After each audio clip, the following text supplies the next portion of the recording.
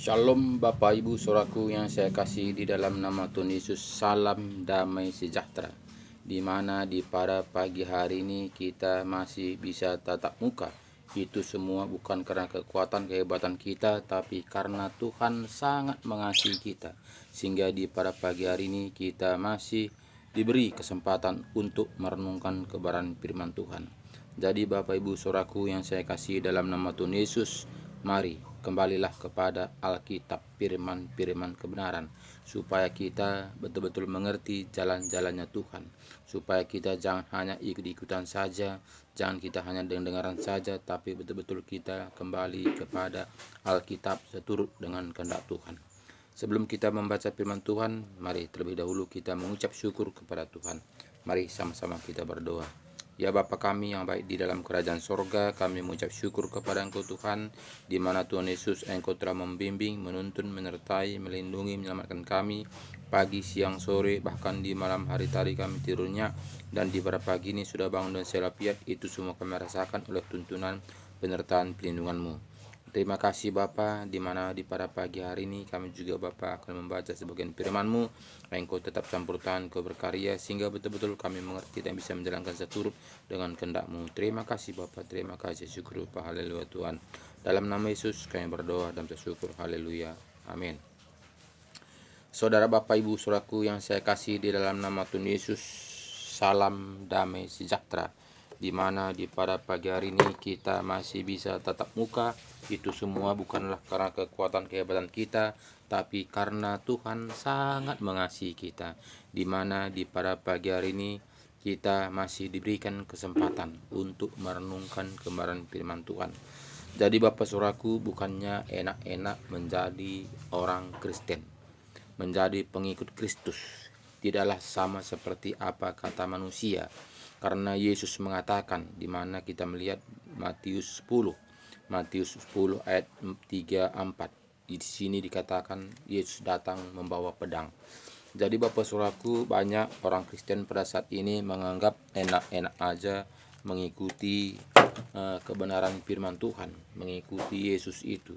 Karena jika kita tidak mau menanggalkan kedagingan kita, tentu kita tidak akan bisa mendapatkan apa yang dijanjikan Tuhan.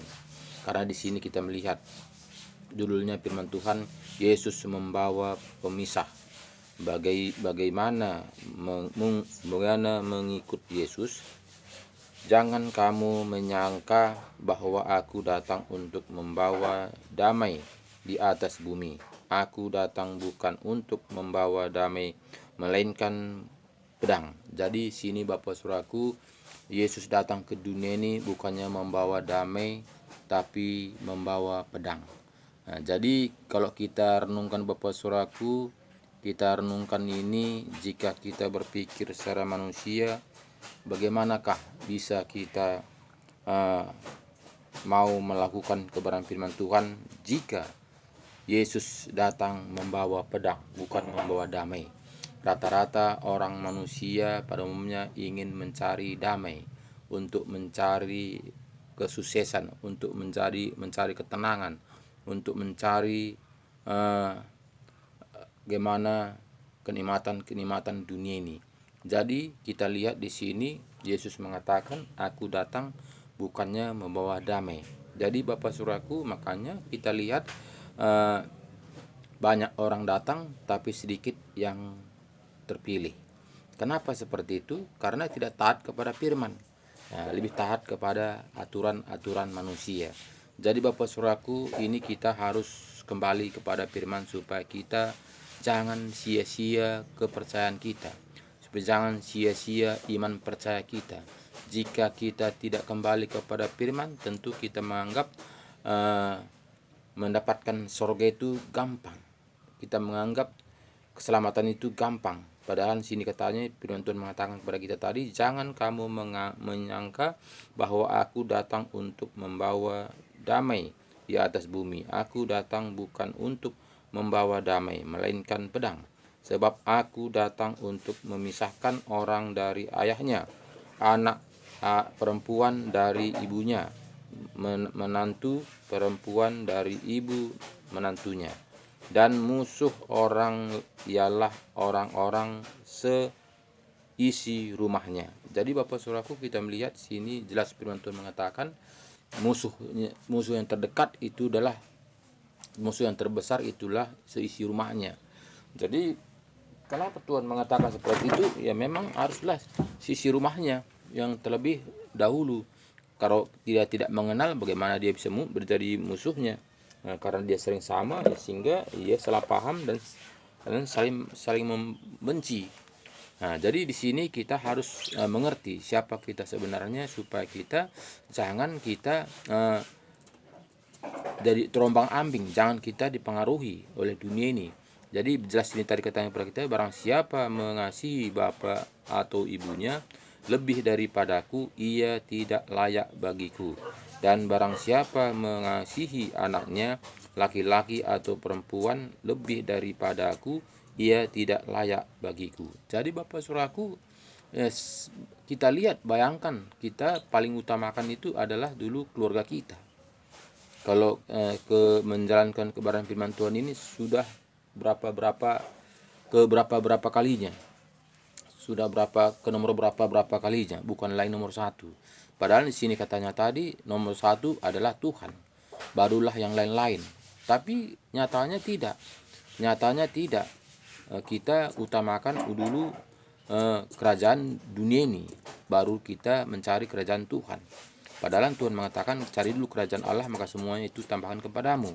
Nah, jadi sering kita bolak-balikkan firman Tuhan ini karena akal kita, karena kepintaran kita.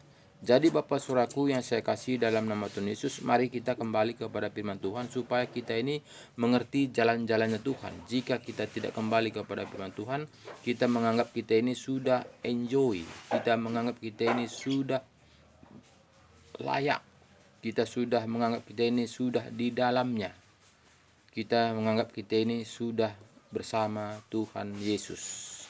Kenapa? Karena kita hanya melihat manusia, bukan kita melihat Tuhan, bukan kita melihat Yesus, bukan kita melihat bagaimana Yesus datang ke dunia ini segala cara untuk membebaskan kita, untuk menyelamatkan kita. Tapi kita melihat hanya orang, kata orang.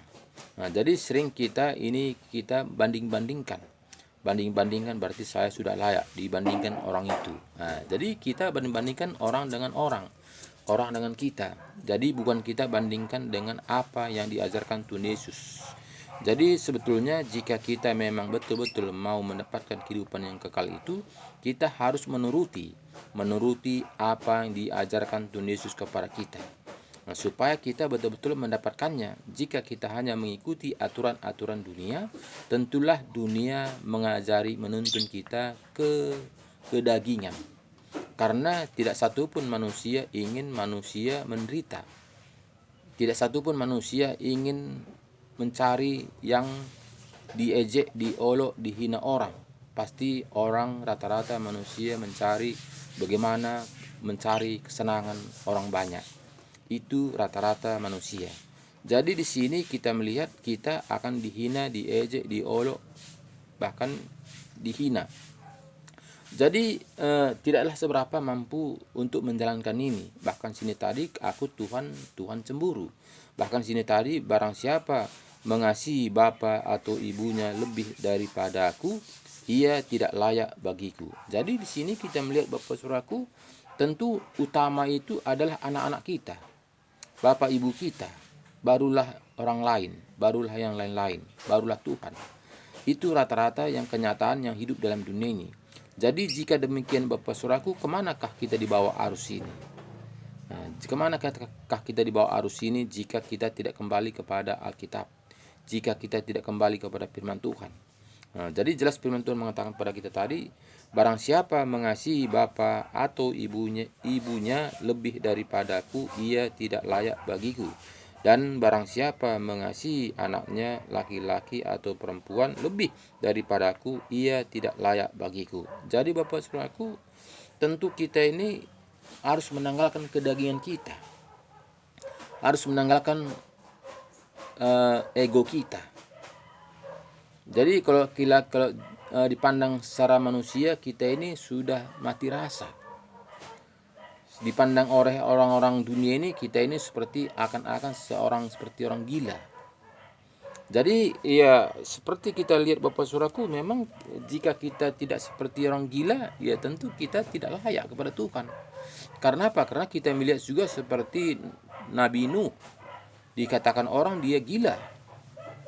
Nah, jadi kenapa orang-orang dunia mengatakan seperti itu? Karena dia membuat kapal di atas gunung. Bahkan kapal itu begitu besar. Nah, dikatakan bagaimana dia menyeretnya ke laut. Nah, jadi dikatakan orang dia orang sudah gila. Nah, jadi Bapak Saudaraku, jika kita belum gila kepada Tuhan, tentu kita tidak layak. Nah, seperti ini tadi kita melihat barang siapa tidak di tadi ayat 27 tadi, barang siapa mengasihi bapa atau ibunya lebih daripadaku, ia tidak layak bagiku.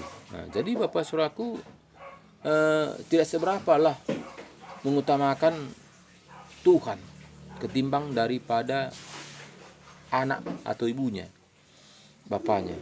Nah, jadi itu utama. Rata-rata manusia seperti itu. Dia mati-matian hidup mencari uang, segala cara dia lakukan itu semuanya untuk anaknya. Itu semua kita lihat manusia.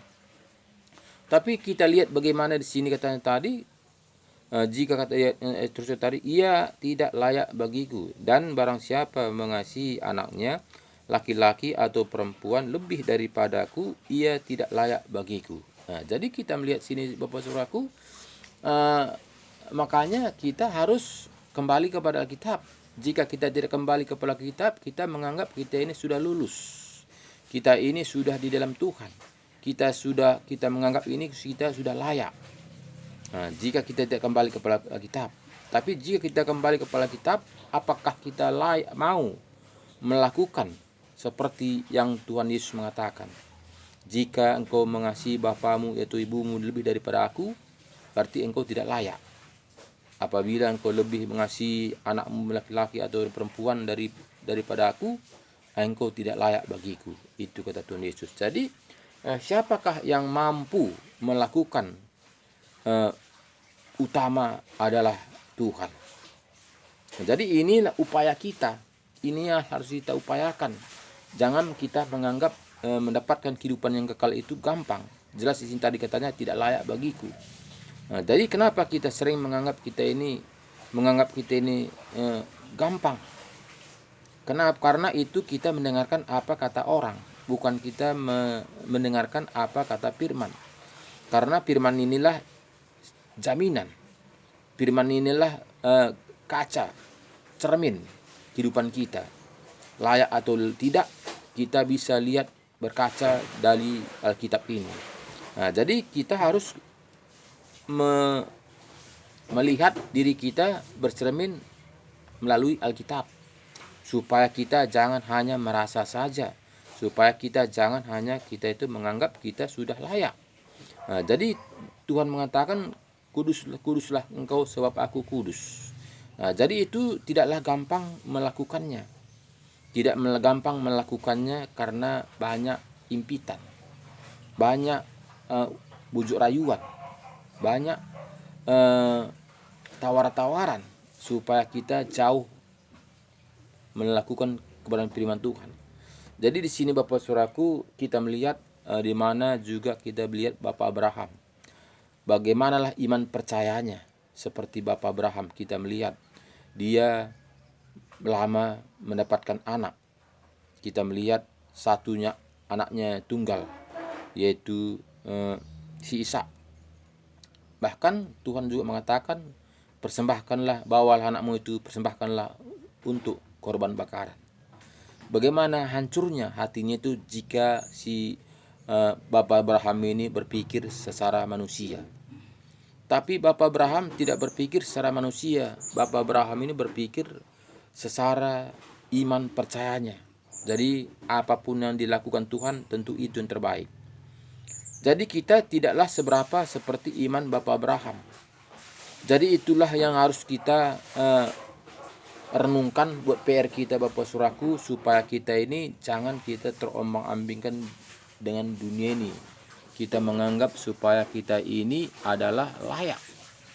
Jika kita tidak direnungkan kebenaran firman Tuhan ini dan kita lakukan firman Tuhan ini, tentu kita sudah merasa kita ini layak. Karena kita hanya mengikuti perkataan-perkataan manusia. Jadi Bapak Ibu Saudaraku yang saya kasih dalam nama Tuhan Yesus, di sini kita melihat tadi bagaimana Tuhan mengatakan kepada kita, barang siapa tidak memikul salibnya dan mengikut aku, ia tidak layak bagiku. Jadi ada salib, ada beban, ada tugas yang harus kita kerjakan. Jadi tidak cukup kita santai-santai saja, tidak cukup hanya kita percaya saja, tidak cukup kita hanya Kristen saja, tidak. Tapi kita, jika kita mau mengikut Yesus, kita harus pikul salib, ikut Dia. Nah, jadi pikul salib itu tidaklah seberapa manusia mau melakukannya. Karena salib itu berat. Salib itu berat untuk melakukannya. Memikul salib itu. Nah, jadi makanya banyak orang-orang berdoa, sembunyikanlah aku di balik salibmu.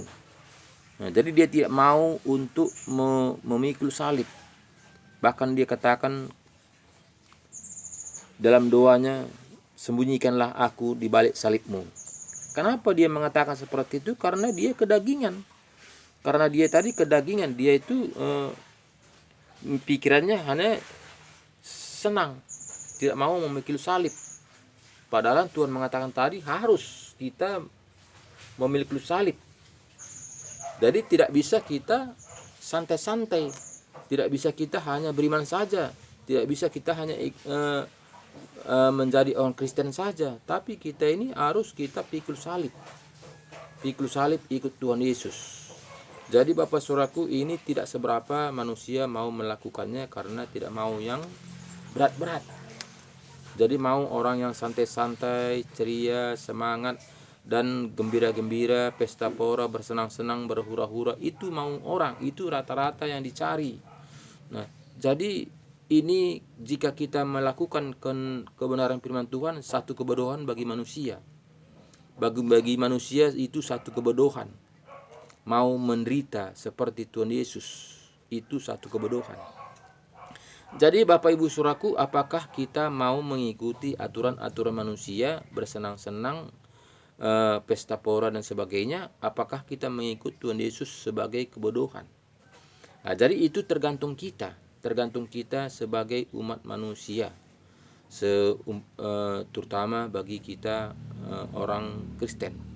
Kita mengatakan kita ini anak-anak Tuhan, artinya Kristen, artinya pengikut Kristus. Tapi kita tidak mau mengikut Kristus. Jadi kita hanya menjadi penonton. Tanpa kita sadari Tuhan, Tuhan, Tuhan kita katakan, tapi kita tidak mau melakukannya. Tidak mau melakukan pekerjaan Tuhan. Jadi kita hanya minta terus. Hanya kita berseru Tuhan. Tapi kita tidak mau taat kepada firman-Nya. Jika demikian Bapak Saudaraku, bagaimanakah kita akhirnya? Jadi ini harus kita, pola pikir kita harus kita ubah. Supaya jangan kita hanya ikut-ikutan saja. Supaya jangan kita hanya dengar-dengaran saja, tapi kita kembali kepada firman Tuhan. Jika kita tidak kembali kepada firman Tuhan, tentu kita tidak akan mengerti jalan-jalannya Tuhan. Jadi di sini tadi katanya kepada kita tadi, barang siapa mempertahankan nyawanya, ia akan kehilangan nyawanya. Dan barang siapa kehilangan nyawanya karena aku, ia memperolehnya. Jadi Bapak Saudaraku, banyak saat ini mempertahankan nyawanya segala cara yang dilakukan. Bahkan untuk mempertahankan nyawanya tadi Saudaraku, pergi ke dukun, ke orang pintar dan segala macam dilakukan untuk mempertahankan nyawanya. Jadi banyak akhir hidupnya Saudaraku menyerahkan diri kepada si iblis tanpa dia sadari. Dia mengatakan, aku bukan menyakiti orang, aku hanya mencari kesembuhan. Dia mengatakan seperti itu. Tapi kita tahu bahwa Tuhan itu sangat cemburu. Tuhan adalah sangat cemburu, Tuhan pecemburu, dia mengatakan. Ya, jadi kenapa kita lebih condong kepada memperhatikan kedagingan kita, padahal kita diciptakan oleh tahu kita bahwa Tuhan yang menciptakan kita. Dialah menciptakan kita. Jadi jika kita kembali kepada Sang Pencipta, tentu Dia gampang untuk memulihkan apa yang kurang pada diri kita. Tapi kadang kita tidak mau tahu bahwa Tuhan itu Sang Pencipta. Dia segala-galanya. Jikapun kita mungkin berusaha semaksimal mungkin untuk menyelamatkan nyawa kita, tubuh kita, daging kita, tentu itu tidak tidak berguna, karena jika kita berusaha pun, kalau Tuhan cabut nyawa kita ini, kan semuanya akan hilang. Jadi barang siapa mempertahankan nyawanya, ia akan kehilangan nyawanya. Nah, jadi di sini katanya tadi banyak kehilangan nyawanya gara-gara pertahankan nyawanya. Seperti yang kita bilang tadi, segala cara dia lakukan supaya jangan kehilangan nyawanya. Nah, jadi sangat banyak akhir-akhir hidup ini, karena dia 50 tahun ke atas, banyak penderitaan penyakit yang deritanya. Segala cara dia lakukan, yang penting dia menyelamatkan nyawanya. Ternyata kita melihat di sini tadi, barang siapa memperhatikan nyawanya, ia akan kehilangan nyawanya, dan barang siapa kehilangan nyawanya karena aku, ia memperolehnya. Jadi Bapak Saudaraku, karena berpikir manusia secara daging, berpikir manusia bukannya akan datang, tapi berpikir manusia yang sekarang ini. Jadi Tuhan mengatakan tadi, siapa yang ia akan kehilangan nyawanya, dan barang siapa kehilangan nyawanya karena aku, ia akan memperolehnya. Jadi jika kehilangan nyawa kita untuk mempertahankan kebenaran firman Tuhan, tentu secara daging kehilangan nyawa kita. Tapi kita itu mendapatkan kehidupan yang kekal. Itu artinya memelihara nyawa kita. Jadi bukannya hidup dalam dunia ini, nyawa yang hidup dalam dunia ini, tapi hidup yang akan datang, yang kekal. Nah, jadi banyak saat ini gara-gara memperjuangkan nyawanya, kehilangan nyawanya. Nah, jadi inilah Tuhan Yesus mengatakan. Jadi banyak saat ini tidak berpikir akannya datang, padahal yang akan datang itu hidup selama-lamanya. Banyak orang berpikir hanya untuk sementara selagi hidup dalam dunia ini. Jadi itu yang sering manusia lakukan, itu yang manusia kejar, itu yang manusia usahakan. Jadi bukannya seberapa manusia untuk mencari kebenaran firman Tuhan untuk yang akan datang, kehidupan yang kekal. Karena banyak orang yang tidak yakin 100% bahwa ada surga itu, bahkan bahwa ada kehidupan yang kekal itu. Jadi makanya tidak seberapa manusia mau untuk mencari yang kekal itu. Banyak orang yang mencari yang nyata-nyata saja. Jadi Bapak Ibu Saudaraku yang saya kasih dalam nama Tuhan Yesus, sangatlah jelas mengatakan kepada kita tadi, barang siapa memperhatikan nyawanya, ia akan kehilangan nyawanya, dan barang siapa kehilangan nyawanya karena aku, ia akan memperolehnya.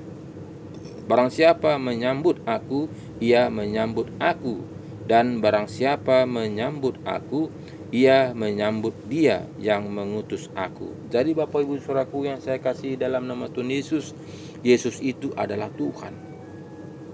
Jadi Dia sudah mengajari kita bagaimana untuk mendapatkan kehidupan yang kekal itu. Dia sudah datang ke dunia ini meninggalkan kealahannya di sorga untuk menyelamatkan umat manusia yang taat dan setia. Jadi bukannya semua manusia selamat, tapi semua manusia yang taat dan setia, itu yang selamat. Jadi Tuhan itu tidak membuat kita seperti robot, harus begini, tidak. Tapi Tuhan itu memberikan kita hak bebas, hak pilih kita, kemanakah tujuan kita, kemanakah arah kita. Jadi makanya sini tadi katakan kepada kita tadi, barang siapa menyambut aku, ia menyambut aku, dan barang siapa menyambut aku, ia menyambut Dia yang mengutus aku.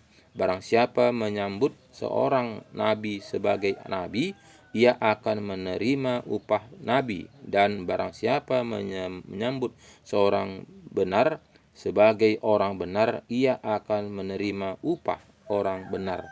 Jadi Bapak Saudaraku, banyak saat ini tidak melakukan kebenaran. Banyak melakukan saat ini kebenaran diri sendiri. Jadi bukan kebenaran seturut dengan firman Tuhan. Bukan kebenaran seturut yang diajarkan Tuhan Yesus, tapi kebenaran-kebenaran yang seturut dengan aturan-aturan manusia. Jadi Bapak Saudaraku, sangatlah sukar untuk kita melakukan kebenaran firman Tuhan jika kita mengutamakan Tuhan nomor satu. Jadi makanya Tuhan mengatakan banyak orang datang, sedikit yang terpilih. Jadi Bapak Saudaraku yang saya kasih dalam nama Tuhan Yesus, yang kita menyaksikan video ini, saya yakin, saya percaya kita ini orang-orang yang terpilih. Karena kita mau mempraktekkan kebenaran firman Tuhan ini. Karena kita bukan hanya mendengar-mendengar saja, tapi kita menjadi pelaku firman Tuhan. Walaupun mungkin melakukan kebenaran firman Tuhan ini secara daging menderita, tapi Tuhan akan memberi upah. Kan di sini tadi katanya tadi kepada kita tadi, barang siapa mempertahankan nyawanya, dia akan kehilangan nyawanya. Jadi barang siapa kehilangan nyawanya karena aku, ia akan mendapatkannya. Jadi Bapak Saudaraku, inilah yang harus kita pikirkan, karena kita pasti berakhir. Dunia ini pasti berakhir. Jadi kita harus berpikirkan kemana jika dunia ini berakhir, jika kehidupan kita ini berakhir. Jadi itu yang harus kita pikirkan. Makanya kita membuat renungan setiap pagi ini supaya kita mengingatkan kita, supaya kita kembali kepada originalnya, kembali kepada Alkitab. Jika kita tidak kembali kepada Alkitab, tentu firman Tuhan ini sudah dibumbu-bumbui, sudah dikasih penyedap. Jadi tidak lagi originalnya lagi.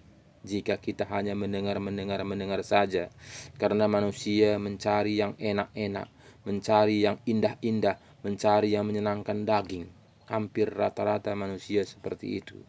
Jadi tidak seberapa manusia mau untuk menjalankan kebenaran-kebenaran firman Tuhan seturut yang tertulis. Tapi hampir rata-rata manusia sudah menyelewengkan firman Tuhan ini sesurut dengan aslinya. Jadi Bapak Saudaraku yang saya kasih dalam nama Tuhan Yesus, marilah buka hati kita lebar-lebar, undanglah Roh Kudus masuk dalam hati kita, supaya kita mengerti jalan-jalannya Tuhan, supaya kita jangan hanya ikut-ikutan saja, supaya jangan kita hanya dengar-dengaran saja, supaya jangan kita hanya Kristen KTP saja, tapi betul-betul kita menjadi pelaku firman Tuhan. Karena menjadi pelaku firman Tuhan ini tidak gampang. Tidak gampang jika kita tidak dipenuhi Roh Kudus, tidak mampu untuk melakukannya. Karena di sini kita harus menanggalkan keinginan-keinginan daging kita. Jadi tidak seberapa manusia mau menanggalkan keinginan dagingannya. Contoh dulu Bapak Saudaraku, meninggalkan rokok aja dulu susah.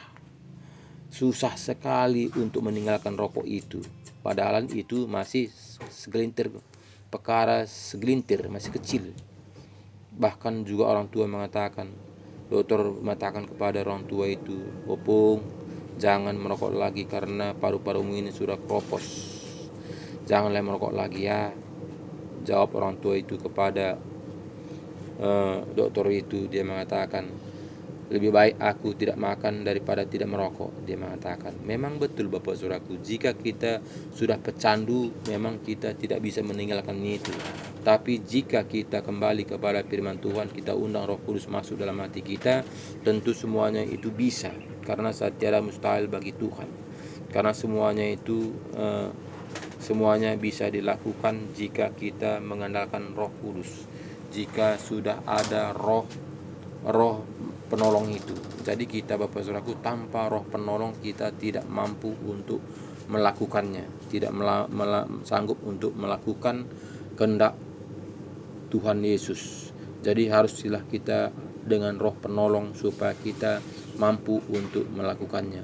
Jadi di sini kita lihat tadi, barang siapa menyebut seorang nabi sebagai nabi, ia akan menerima upah nabi, dan barang siapa menyambut seorang benar sebagai orang benar, ia akan menerima upah orang benar. Dan barang siapa memberi air sejuk secangkir saja pun kepada salah seorang yang kecil ini, Karena ia muridku, aku berkata kepadamu, sesungguhnya ia tidak akan kehilangan upahnya daripadanya. Jadi Bapak Saudaraku yang saya kasih dalam nama Tuhan Yesus, sekecil apapun kita kerjakan buat Tuhan itu tidak akan kehilangan upah kita. Jadi itulah yang kita kerjakan Bapak Saudaraku, sehingga saya membuat renungan setiap pagi ini mengingatkan kita supaya kita itu kembali kepada Alkitab. Makanya saya buat renungan ini bukan karena kehebatan saya, bukan karena kepintaran saya, bukan karena ingin mencari nama, tapi saya mencari kebenaran firman Tuhan supaya kita bersama-sama mendapatkan kehidupan yang kekal itu Bapak Saudaraku. Karena saya tahun 2006 semalam itu sudah divonis dokter mati. Tidak berapa persen cuma harapan hidup, tapi sampai saat ini saya masih hidup. Karena saya bernazar pada Tuhan, Tuhan jika aku sembuh saya akan melayani Engkau semampu saya. Itu nazar saya kepada Tuhan, sehingga itu saya lakukan nazar saya untuk mengerjakan pekerjaan Tuhan. Jadi saya ini bukanlah petentengan, bukanlah saya ini sok-sokan, bukan saya ini mencari nama, tapi itu karena saya bernazar kepada Tuhan seumur hidupku. Jadi saya mengatakan jika aku sembuh saya akan melakukan firman-Mu semampuku. Jadi itulah Bapak Saudaraku, sehingga saya membagi-bagi yang ada nomor WA-nya pada saya, bahkan juga ke Facebook, bahkan ke YouTube. Itu bukan karena kepintaran saya, tapi semuanya itu karena roh Tuhan bekerja dalam diri saya mau membagi-bagikannya supaya kita itu mendapatkan kehidupan yang kekal. Jadi Bapak Ibu Saudaraku yang saya kasih dalam nama Tuhan Yesus, di mana renungan kita di pada pagi hari ini, kasihlah Tuhan Allahmu nomor 1, utamakan Tuhan. Jika kamu mengasihi bapamu ibumu yang nomor 1, engkau tidak layak bagiku, itu kata Tuhan. Jadi Bapak Saudaraku, kita harus utama itu Tuhan, karena tanpa Tuhan kita tidak bisa berbuat apa-apa. Karena jika Tuhan tidak kehendaki kita hidup, saat ini juga bisa ditarik napas kita.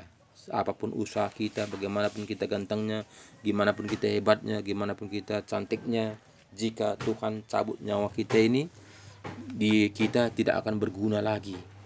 Karena nyawa ini adalah titipan Tuhan. Kita dititipkan ke tubuh kita ini kita pinjam. Kita pinjam tubuh kita ini sementara.